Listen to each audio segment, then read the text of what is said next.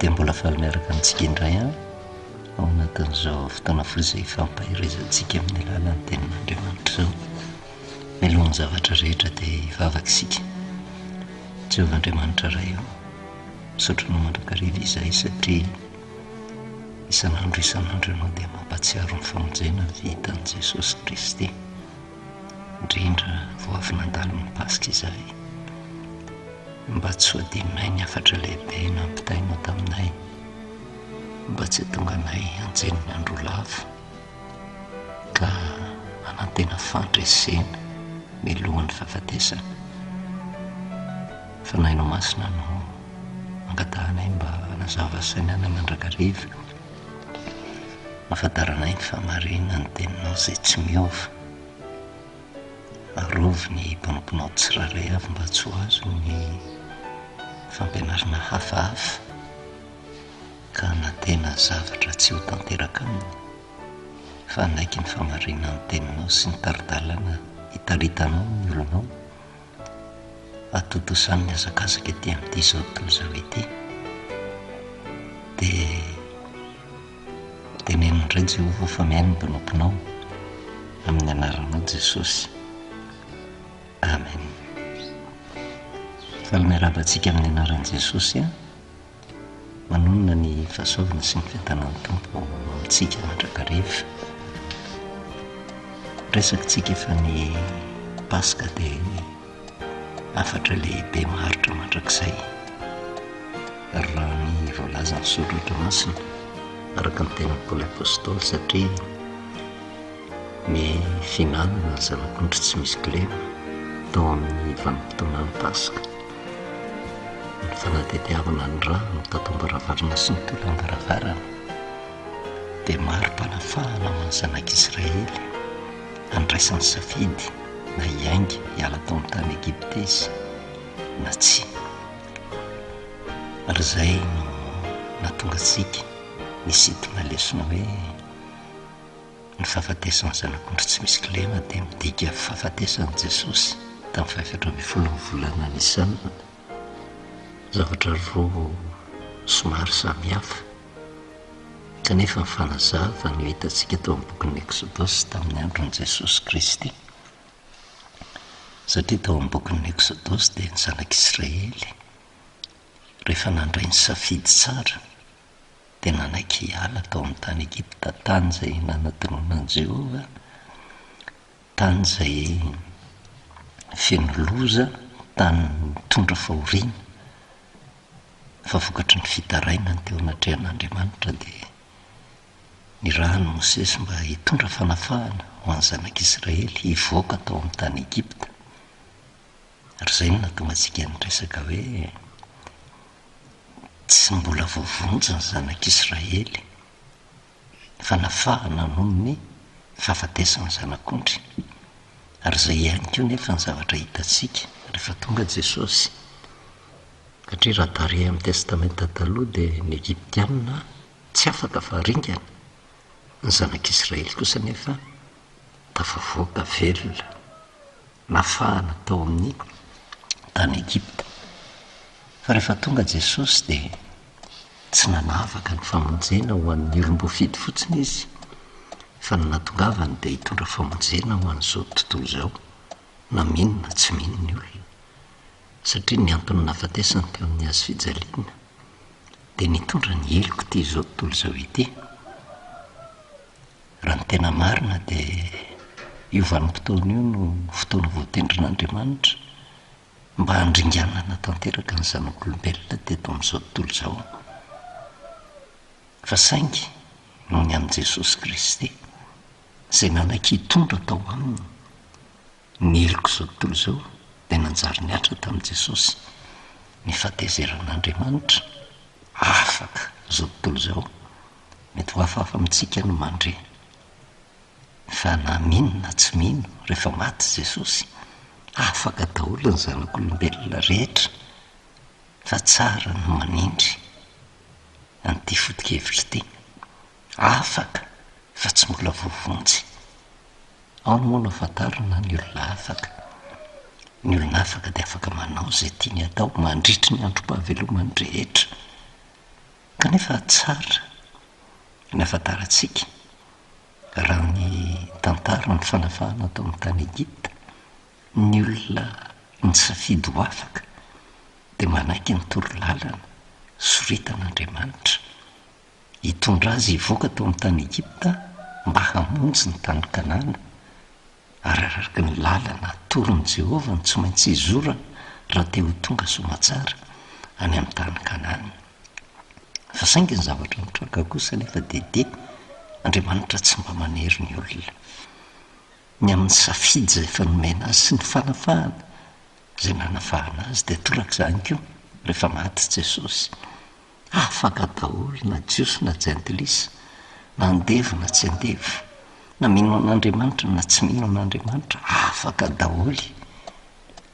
Ary izay le Pasika izay na ny fahafatesany Jesosy Kristy teo amin'ny hazofijaliana, io ny farafialanenina faratapony azon'Andriamanitra natao an'izao tontolo izao mba hisafidianany ny zotra amin'ny lalam-pamonjena. Vitan'i Jesosy ny famonjena, na mino azy ny olona na tsy mino azy dia efa mitondra ny valikeloka teo amin'ny hazofijaliana izy mba hahavelona nyity izao tontolo izao ity sy hatonga nyity izao tontolo izao ity ho afaka, kanefa mandritra ny vanim-potoana ny fanafahana azy. Eo ny safidy raisy ny tsiraray avy, na izy anaiky anaraka ny torolalana napetrak'Andriamanitra taminy na tsy. Ary izay no nahatonga antsika nidresaka ny fanafahana tamin'ny andro Pasika dia liberté provisoire ndraisitsika, ary nohatra ndraisitsika dia tahaka ny fonja ray ngezabe Egipta gadra tamin'ny zanak'Israely, tsy nahita fiadanana sy fahasambarana vokatry ny fanadinoana an'i Jehova sy vokatry ny fitoerana tao anatin'ny ota, ary tsy sitrak'Andriamanitra izany. Izay no nahatonga ny fahoriana ho an'ny zanak'Israely mba ho fananarina azy ka tonga azy hitady famonjena ao amin'i Jehova. Fa rehefa tafatodika tamin'i Jehova dia namoaka ny zanak'Israely ho afaka Jehova, navoaka tao amin'ny fonja ray goavam-be, ary izy navoaka tao dia nomena liberté provisoire. Tsy tena mbola afaka tanteraka, ary izay no mahatonga antsika milaza ny famonjena no efa vita. Fa ny fiatombohan'ny dingan'ny famonjena dia ny Pasika, vitan'i Kristy ny anjarany, fanafahana izany hoe zahana toetrany ny zanak'Israely. Tao amin'ny Exodosy 4:12 tsika dia nahita an'ity teniteny 4:12 fandeha maka ny tany Egipta amin'izany alina izany aho sy ka mono matory rehetra amin'ny tany Egipta hatramin'ny olona ka hatramin'ny biby fiompy, ary ny Andriamanitra ny Egiptianina dia ho tsaraka avokoa izao ny Jehova. Ary ny rà dia famantarina ho anareo amin'ny trano izay toeranareo raha mahita ny rà dia andalanareo ka tsy hisy loza andrikanana anareo raha mamely ny tany Egipta.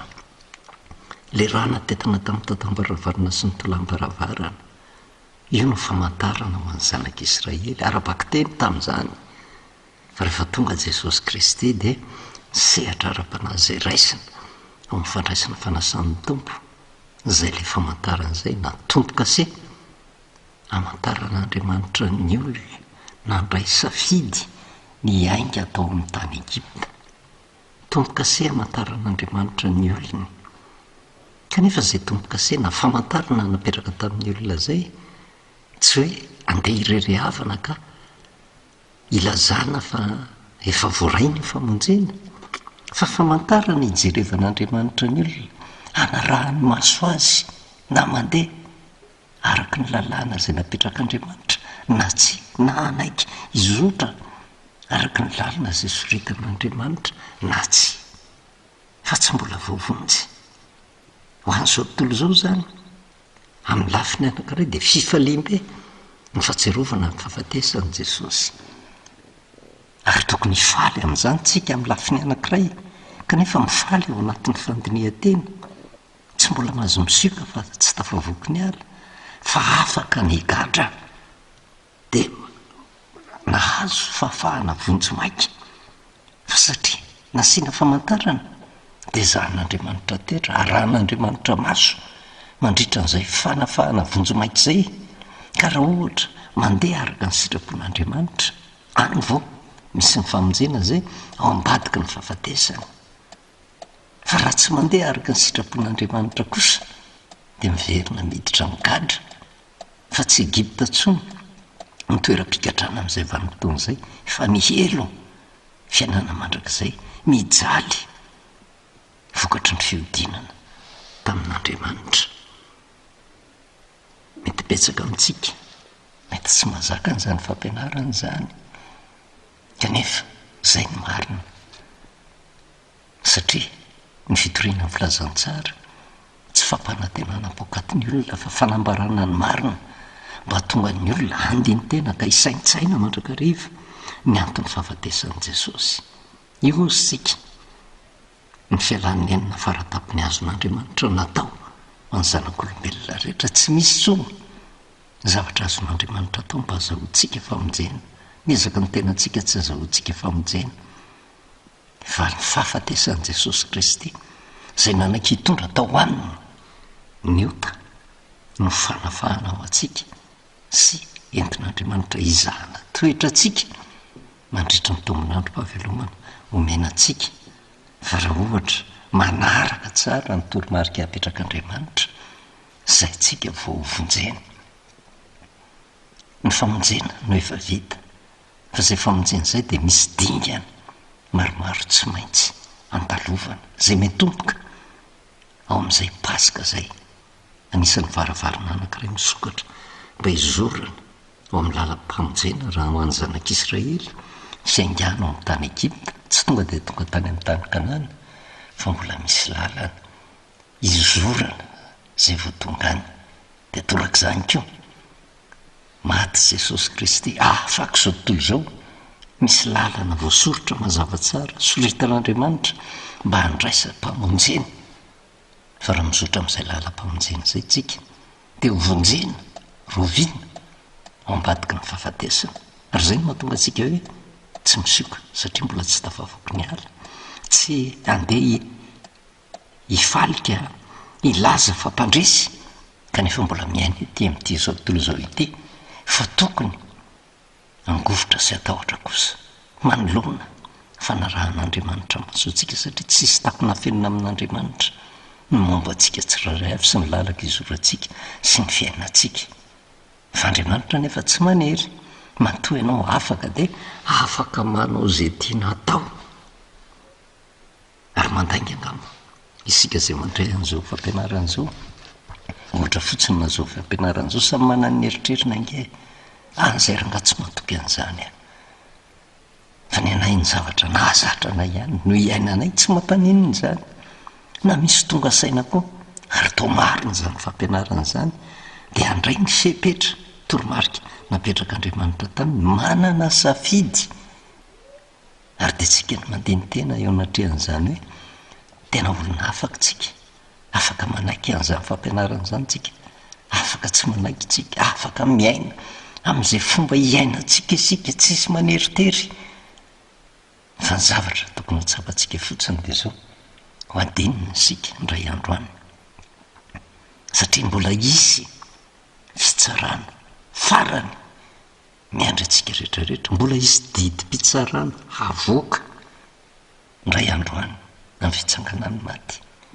Ary eo izay vao misy ny fanafahana madio tanteraka any misy ny fanavota any vao tsy amin'ny liberté provisoire ntsony fa any vao tena mahazo ny tena fahafahana madiodio tahaka ny ety amin'ity zao tontolo zao ty rehefa tafavoaky ny gadra rehefa mahazo an'izay fanavotana na didim-pitsarana izay manambara fa tsisy zavatra anaraha-maso anao tsony satria azo antoka ny fitondrantenanao dia diovina ny casier judiciaire anao tsy maloto tsony fa tsy amin'izao andro avelomantsika izao akory no hitrangany zany zavatra izany fa mbola zahana toetra isika.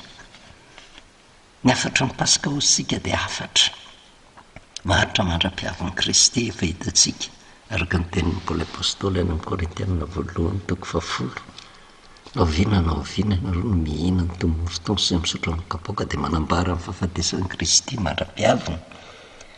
Korintianina voalohany toko 5 mahafantarantsika fa Kristy dia voavono paska ho antsika. Na tonga antsika nitresaka ny karazana paska telo fa safidy no apetraka na tsika iorona amin'ny paska fahafatesan'i Jesosy, na tsika iorona amin'ny paska fitsanganan'i Jesosy, na iorontsika amin'ilay paska fahatelo dia ny paska izao tontolo izao zay fifaliana fotsiny satria zoro fierena andro tsy fiasana fa ndray amindreo ihany ny marina, ary amin'Andriamanitra tsy misy marina ambomboarina zany arak'izay itiavantsika azy, fa ny paska dia famonoana ny zanak'ondry, ary ny afatry ny paska dia ny fahafantarana ny antony fahafatesan'i Jesosy Kristy mba hisaintsainana entina mandiny tena mba amitana ny azakazaka satria ny fahatsapako fa zany tokony ho ringana kanefa le tsy manatsiny no nisoloelo koa no manosika isafidy ny anaraka ny sitrapon'Andriamanitra miainga ao amin'ny tany Egipta. Ny zanak'Israely tahaka ny hoe maty Jesosy afaka tsika fa zay fanafahan'izay nefa dia mametraka teny mazava tsara Paoly ao amin'ny Galatianina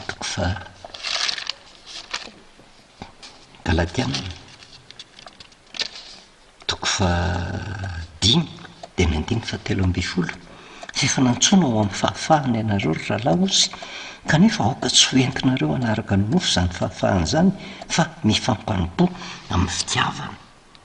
Zao tontolo zao mihitsy nantsoina ho amin'ny fahafahana, zao tontolo zao mihitsy no afaka ny porofray goavana mahafaka n'izao tontolo zao samy manao zay tany mikibony roy.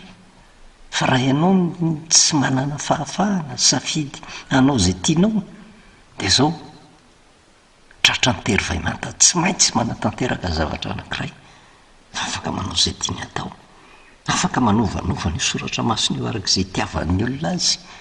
Fa ny farany nefa dia Andriamanitra ny tompony teny farany hitsara izy amoaka ny dedi-pitsarana lehibe amin'ny vanim-potoana anankiray izy ary dedi-pitsarana farany izy io ka manafatra ny tenin'Andriamanitra efa nantsoina ho amin'ny fahafahana isika voka tsy hoentintsika anaraka ny nofo zany fahafahana zany toromarika io fa na anaraka ny nofo tsika na tsy anaraka ny nofo Andriamanitra manaja ny safiditsika fa afaka fotsiny tsika ary zay ny tokony hisaorantsika n'Andriamanitra ninonina fiainantsika olona afaka isika vaoka tsy adino fahafahana vonjy-maika ihany ety amin'ity zao tontolo zao ty fa mbola zahana toetra mandra-pivoaka ny didi-pitsarana farany eo anatrehan'izany rehetrarehetra zany ny paska no anisan'ny dingana voalohany indrindra andraisan'ny olona fanapahan-kevitra zay natonga antsika nyresaka n'ireny safidio Andriamanitra raha Jehova no Andriamanitra manompo azy, raha bala no Andriamanitra manompo azy andraisana safidy kanefa rehefa hanompo an'Andriamanitra dia zao tsy maintsy miainga fa rehefa miainga indray nefa dia zao mbola manana safidy foana na afaka ary en liberté provisoire satria rehefa tafavoaka tao amin'ny Egipta ny zanak'Israely namonjy ny ranomasina mena izy ny vanim-potoana hatreo amin'ny tany Egipta iny parapatonga ao ny ranomasina mena mbola fotoana ihany koa ampieritreretan'Andriamanitra ny olony ny amin'ny safidy tokony ho raisiny afaka miverina izy, afaka mandroso izy. Ary ny zavatra nisy nefa rehefa tafavoaka ny zanak'Israely dia hitantsika efa tamin'ny Egiptianina nanenjika azy. Inona no nahatonga ny Egiptianina nanenjika azy? Tsy hoe handeha hamono azy fa hampitahotra azy na handresy lahatra azy na hanampitamby azy hiverina ho any amin'ny tany Egipta satria zendra ny ranomasina mena ny zanak'Israely ny zavatra mitranga ohatra ny kivy izy tapidalakale ny zavatra tonga tao an-tsainy dia miverina any amin'ny tany Egipta fa tsy natoky an' Jehova fa Jehova nefa mahafantatra fa olombelona ihany ny zanak'Israely dia nampahery izy ary namimepaka eo amin'ny sisy eo amin'ny Exodus 4:17-18 ro mosesy tamin'ny eo laza matahotra ianareo mijanona fa ho hitanareo fa mijen'ny Jehovah izay ataonao anareo anio fa ny Egyptiana izay hitanareo anio dia tsy ho hitanareo intsony mandrakizay. Jehovah hiady ho anareo fa ianareo kosa angina ny 9:20 ary hoy Jehovah tamin'i Mosesy nahoana mitaraina amiko ianao lazao amin'ny zanak'Israely mba handroso. Tsy nanameloko Jehovah, fantany fa olombelona ireo, fantany fa tsy ho tahakany mihitsy. Ahoana ny fomba amonjen'Andriamanitra azy manoloana io ranomasina tsy hafahana mandositra io fa tonga dia ny Egyptiana tamy manenjika azy no hitany. Fa nitanjona kendreny ny Egyptiana ampiverina ny zanak'Israely indray any amin'ny tany Egypta, any amin'ilay tany be fahoriana hitondra fanadinoana an' Jehovah. Tanjona kendren'Andriamanitra nefa dia zao nanaiky ny teny fikasana izay nomena izy fa hamonjy ary hitondra ny zanak'Israely ho any amin'ny tany Kanana dia anjarany manao izay fomba rehetra mba andehanany zanak'Israely. Noho izany hatreo amin'ny tany Egypta ka hatreo ny ranomasina mena dia mbola safidy ihany koa mapetraka. Dinga ny famonjena tsy maintsy lalovana izany, miainga amin'ny alalan'ny Paska. Ny Paska vitan'i Kristy ny famonjena fa tsika tsy mbola voavonjy fa varavarana iray misokatra izorana ho amin'ny lalina ho andeha ho any amin'ny tany Kanana ho ny zanak'Israely, fa varavarana misokatra lalana izorantsika ho any amin'ny fiainana mandrakizay sambatra miaraka amin'Andriamanitra fa tsy maintsy manaiky ny torolalina izay omeny. Kanefa eny an-dalana dia misy ny zavatra tsy hampozina hitranga fa ny zavatra andrasan'Andriamanitra dia ny fikiran'ny olona amin'Andriamanitra toky azy amin'ny lalaka alehan'ny fa afaka mahavita zavatra tsy hainsaina eritreretina io Andriamanitra io manoloana ny zavatra heverina fa tsy hitranga, zavatra impossible, mavita zava-mahagaga Andriamanitra. Tonga teo amin'ny ranomasina mena dia nisy baika nomen'i Jehovah ary io koa no dingana manaraka ny fiaingana ao amin'ny tany Egypta mahatonga an'ilay hoe miafatry ny Paska dia maharitra mandrakizay. Tsy vitany hoe maty fotsiny Jesosy dia vita ny Paska dia ho adino, fa inona daholo ary ny dingana rehetra tsy maintsy lalovana hatreo miainga aloha dia misafidy misaintsaina tsara manaiky ny taridalina nomen'Andriamanitra ve fa afaka miverina raha dia hiverina ny olona, fa ny toerany hiverenany dia toeran-doza, afaka mandroso raha hiaraka amin'ny Jehovah ny olona. Fa io ny ranomasina mena zavatra tena tsy aheritreretina kanefa rehefa miaraka amin'ny Jehovah dia mahita ny fomba hitondrana vahaolana Jehovah. Inona ny zavatra nisy nefa? Ny zavatra nisy ny fahagaganana sy eo amin'i Jehovah, zavatra tsy mbola nitranga teo amin'ny fiainan'ny zanak'Israely.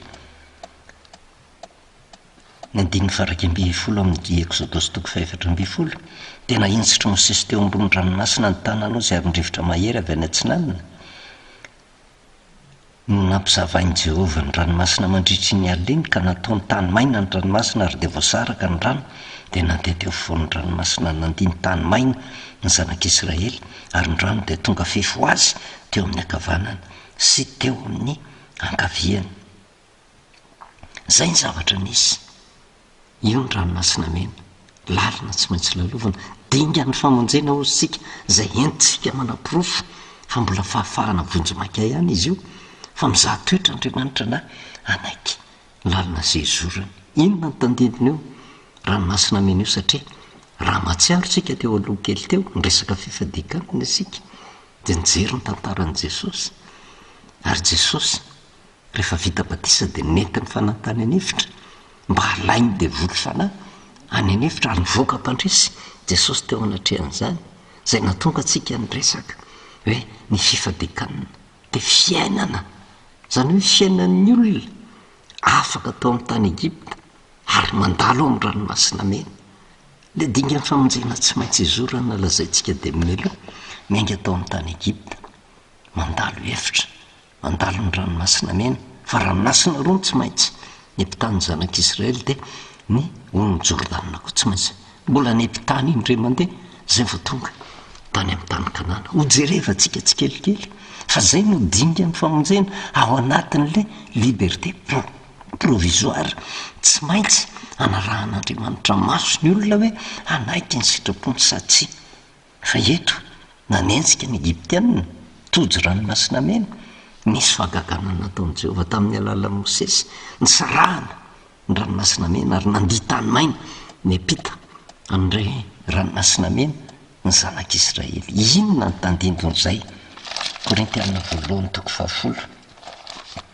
Jereva antsika tsikelikely io dingan'ny famonjena io mba tonga antsika ho resy lahatra tanteraka fa ny vitan'i Jesosy ny famonjena fa zasy ianao tsy mbola voavonjy fa nahafahantsika satria ny Paska dia fanafahana tamin'ny alalan'ny fahafatesan'i Jesosy dia navoaka ho afaka tsika, afaka tao anatin'ny eziny tsy fahalalana fa tsy mijanona hatra hoe afaka dia mifaly fotsiny amin'izao tahaka ny amin'izao taona izao fa misy lalana koa tsy maintsy izorana, dingana tsy maintsy andalovana dia ny fepitana ny ranomasina mena. Dia inona io fepitana amin'ny ranomasina mena io? Fepitana amin'ny ranomasina mena araka ny Korintianina 1:10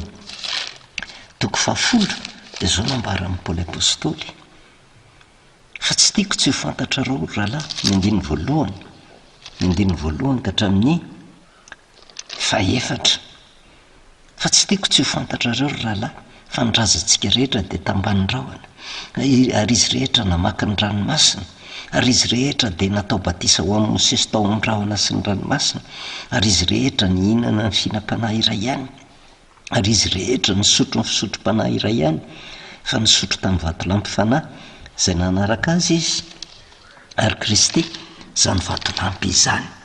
Rehefa jerevana izany dia mampatsiaro Paoly apôstôly ny lalana nyzoran'ny zanak'Israely mba hatakarantsika ny zava-panahy. Izy rehetra ozy nihinana ny fihinam-panahy iray ihany ary nisotro ny fisotrom-panahy iray ihany, fa inona io zavatra mitranga io? Io le Paska io le fandraisana fanasan'ny Tompo tamin'ny fomba voalohany nasehon'i Jehova. Nofony zanak'ondry tsy maintsy no natsatsika, nohanina miaraka amin'ny mofo tsy misy masirasira sy ny anamangidy, ny raha tetina amin'ny tatao-baravarana sy ny tolam-baravarana, ary amin'izao vanim-potoan'izao dia tandindony ny fandraisana fanasan'ny Tompo ny mofo izay tandindony tenan'i Kristy. Araka ny teniny hoe: tia ny tenako izay omeko anareo, sy ny divay tia ny rako izay omeko anareo, narotsako mba famelana ny helokareo, ary io le raha famantarana, izany hoe nambara tamin'ny zanak'Israely tamin'izany fa nandray fanasan'ny Tompo izy, ndikany nitandrina ny Paska izy, ndikany tena nanomboka niditra teo amin'ny varavaran'ny fanafahana izy, ary nanaiky an'izany rehetrarehetra izany mba hizotra ho amin'ny lalan'ny famonjena. Fa rehefa nandeha safidy ny zanak'Israely rehefa nianjehan'ny Egyptianina, tsy fantatra aloha hoe nisy niverina ve sa tsia, fa nitanjona ankendren'ny Egyptianina dia nihatonga ny zanak'Israely hiverina indraika ho andevozina. Fa io ny fahagaganana nataon'Andriamanitra. Ary rehefa nitranga izay dia niampita ny ranomasina mena ny zanak'Israely, tandindony n'inona ny fiampitana ny ranomasina mena? Dia ozy hoe: ary izy rehetra dia natao batisa ho amin'ny Mosesy tao amin'ny rahona sy ny ranomasina.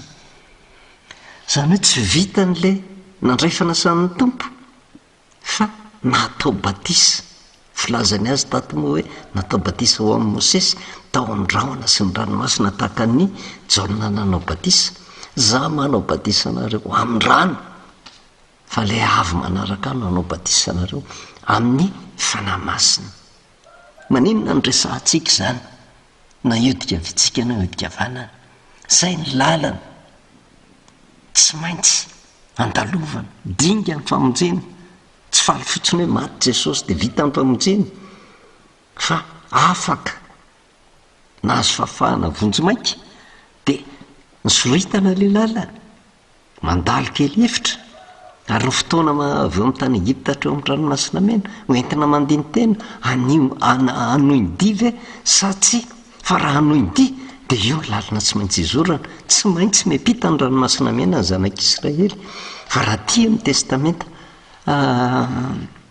vaovao, tsy maintsy atao batisa ny olona, dinga ny famonjena zany. Ary izay no nahatonga an'i Jesosy teny any amin'ny Marka 4:12. Tenin'i Jesosy ty fa tsy mba tenin'olombelona. Marka 4:12, izay mino tsy atao batisa no vonjena fa izay tsy mety mino no helohina.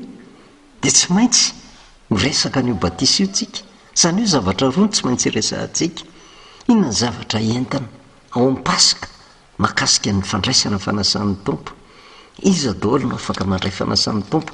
Inona ny fepetra ahafahana mandray fanasan'ny tompo? Fa tena fahamarinana tsara ho fantatra zany fa ny zanak'Israely dia nandray izy dia niainga izy, dia rehefa niainga izy dia nipita ny ranomasina mena izy. Ary ny fimpitana ny ranomasina mena tandindony batisa, tsisy lalana hafa akoatran'izay fa dinga ny famonjena tsy maintsy andalovana. Ary zany no mbola manam-pirofo. Raha tsy mety atao batisa isika dia hoe aloha ny dikan'izany dia zao misy zavatra takian'Andriamanitra amintsika. Ka rehefa tsy mety hanatanteraka an'izay dia mitombona mazava tsara na maty ary Jesosy tsy mahazo famonjena zany tsika. Fa ny olona manaiky ny fahafatesan'i Jesosy dia manaiky ny ray fanasan'ny tompo, manaiky atao batisa. Kanefa ny fidirana ao amin'ny ranomasina mena eo manahirana ny olona. Satria amin'izao vanim-potoan'izao nge dia hitantsika ady hevitra na io amin'io batisa io ary saika fotom-pampianaram-piangonana no entina manazava azy. Tsy mijery izay mety ho famarina ny teny soratra masina. Ao misy ny fiangonana zazakely natao batisa, mitombona ve zay? Ao misy ny fiangonana olon-dehibe no atao batisa. Ary fantany ihany fa ny fiampitana ny ranomasina mena dia tandindony batisa. Kanefa ny zavatra nisy eo amin'ny ranomasina mena dia zao, tsy ny olon-dehibe irery no niampita ny ranomasina mena fa ny ankizy kely koa izay zanaky ny Israely dia nampitaina tamin'ny ranomasina mena. Dia nybaraingo mipetraka satria niampita ny ranomasina mena ve? Dia na zazakely ary dia atao batisa, ny olon-dehibe atao batisa. Dia tsy maintsy mitondra fanazavana ao amin'izany tsika. Ary tsy afaka fotsiny hijery contexte anankiray fa mijery ny unité de la Bible mba hahafantarantsika an'izany hoe inona ary ny zavatra tian'Andriamanitra nampitaina ao anatin'izay dingana tsy maintsy andalovan'izay rehefa niampita ny ranomasina mena. Ka raha ny ankizy kely niampita ny ranomasina mena, inona ny dikan'izay? Ary raha ny olon-dehibe niampita ny ranomasina mena, inona ny dikan'izay? Fa lalana tsy maintsy andalovana zany rehetrarehetra zany. Dia hitantsika amin'izany fa ny famonjena dia misy dingana maromaro tsy maintsy andalovana.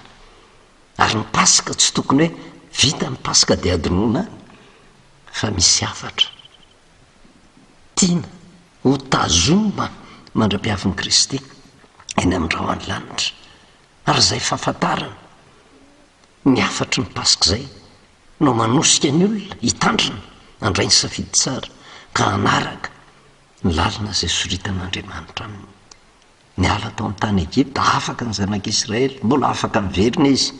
Kanefa raha androso izy dia io ranomasina mena tsy maintsy andalovana, lalana tsy maintsy dingana tsy maintsy arahana ao anatin'ny dingana famonjena zany rehetrarehetra zany. Fa amin'izao androntsika zao dia zay le batisa. Ary nambaran'ny Paoly apôstôly satria any amin'ny testamenta taloha tsy mahita ianao teny ange hoe ty olona ty natao batisa, fa manana voambolana be dia be Andriamanitra ho entina manazava an'izany. Fa Paoly no manazava azy hoe natao batisa ireo noho izany zany ao anatin'ny fizaham-toetra sy ny fanaraha-maso apetrak'Andriamanitra amintsika dia misy lalàna petrana tsy maintsy ho tanterahantsika. Tsy maintsy miampita ny ranomasina mena na tsy maintsy atao batisa. Zay misy atao batisa no vonjena. Kanefa miankina ao amin'izay tenin'i Jesosy izay indray dia zao mbola safidy ihany. Zay misy atao batisa no vonjena, zay tsy mety mino no elohiny. Misy ny olona mety atao batisa, misy tsy mety atao batisa. Zay mety atao batisa ho vonjena, zay tsy mety atao batisa tsy ho vonjena. Kanefa ao amin'ny batisa indray dia ho hitantsika ny zavatra asehon'Andriamanitra fa tsy maintsy mijery ny famarinan'ny soratra masintsika mba hahafantarantsika ny dinga ny famonjena ho arahantsika amin'izao tsika nahazo fahafahana vonjy maika izao. Manana safidy tsika na hisafidy no vonjena na hisafidy ny ho helohina. Ka raha vo mipetraka ireo tenindreo hoe zay misy atao batisa no vonjena, zay tsy mety mino no helohina, dia mazava ho azy tsy mbola voavonjy ny olona. ary mazava ny tenin' jesosy zay misy atao batisa no ho vonjena ozy fa izy tsy miteny hoe zay misy atao batisa de efa voavonjy. de anjarantsika amin'ny mandini-tena eo anatrehan'izay fa mitanjona ankendren'andriamanitra de zao ny atotosantsika ny dia mandrapatonga any amin'ny tany kanany ny dika ny afitahantsika ny lalina izorantsika mandritry ny androm-pahavelomantsika ka rehefa ho avy any amin'ny rao any lanitra jesosy na tonga ny fahafatesantsika de manantena any vao mitsangana ka ho avy ny didim-pitsarana goavana sy lehibe indrindra de ny fanafahana tanteraka fanafahana madiodio ny fanavotana any vao tokony isioka ny olona fa tsy am'izao androm-pahavelomantsika zao ka tsara ho fantatry ny kristianina zay dingany famonjeny zay tsara ho fantatritsika fa ny afatry ny paska de maharitra mandrak'izay fa tsy hoe vita fotsiny ny paska de ho adino ray de inona indray ny fety manaraka andalo koa ny pentekosta de inona koa ny zavatra hoentin'izany fa andriamanitra de tahaka nitondrany ny zanak'Israely tany anefitra no hitondrany atsika am'izao vanim-potoana zao tsy mora zany andalo hevitra zany tsy mora epita ranomasina meny zany tsy mora zany atao batisa zany tsy mora zany andray fanasan'ny tompo zany fa mila mamantatra ny afatra tiany Kristy ampitaina amintsika safidio ny lalana tena izy ireo olona miondre ao anatin'ny soratra masina fa ny soratra masina no fanilo ny tombotsika sy fanazavana ny lalantsika ka raha te angetahita ny hovonjena fitaony lalina napetrak'Andriamanitra taminao voninahitro n'Andriamanitra rarya vavakisika sotranao Jehovah-Andriamanitra ray ny amin'ny teny fampaherezana feno fianarana nomena ho anay atsapanay tanteraka fa hay efa vitan'i Kristy ny famonjena faly zay kanefa izay mbola tsy voavonjy fa mizaha toetra anay kosa ianao tompo anaiky ny lalina soritanao ve izahay angataka ny fanahinao mahery ho an'ny olonao zay mandraisa ho fampaherezana zao mba tsy ho diso hevitra manoloana ny fodikevy-diso zay noraisiny fa anaiky kosa ny famarinany teninao antoka ny famonjena azy miaohery ny mpanomponao tsirairay avy mba hatotosan'ny dia amin'izao hevitra fandalovan'izao mba ho afaka amin'ny fangejana atao amin'ity Egipta tena ty zao tontolo zao ity fa natena kosa ny famonjena zay efa vitan'i Jesosy dia misaotra indrindra ray amin'ny anaran'i Jesosy amen. Manao velomantsika amin'ny anaran'i Jesosy manonona ny fahasoavana sy ny fiadanan'ny tompo ho amintsika mandra